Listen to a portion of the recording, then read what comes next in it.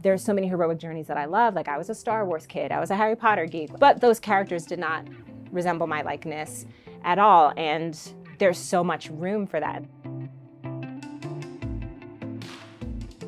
My name is Sontenish. I am a filmmaker, writer, director, and photographer.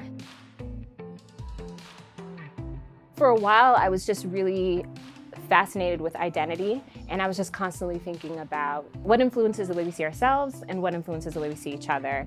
That was really where my mind was, and then I moved to China, and that's when the George Zimmerman trial was happening. And so I was watching the trial online, and then when the verdict was announced, I was just washed over with this feeling of invisibility that I couldn't shake. And I was just like, bump this, like I need to make media and create images. And I moved to New York right away, started interning, getting on set. And then when I made Standstill, my first short film, I used that to apply to film school, and kind of the rest is history.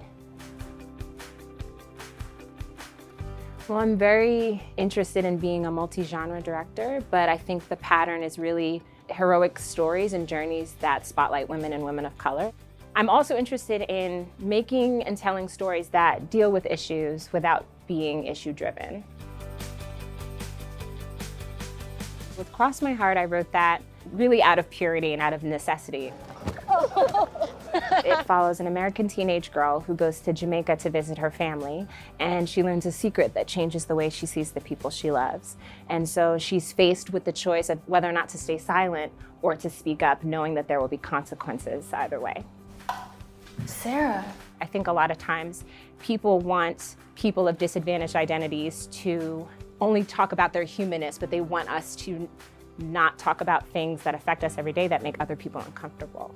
And so I just want to give people an opportunity to explore their everyday experiences and to be honest about it.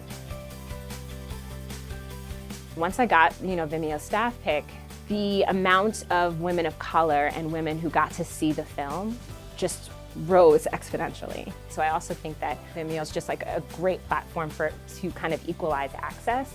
And there was no better feeling than just kind of getting a notification on Twitter, and it's just this one Black girl tweeting another Black girl like, girl, you need to watch this. Like, there's no better feeling than that.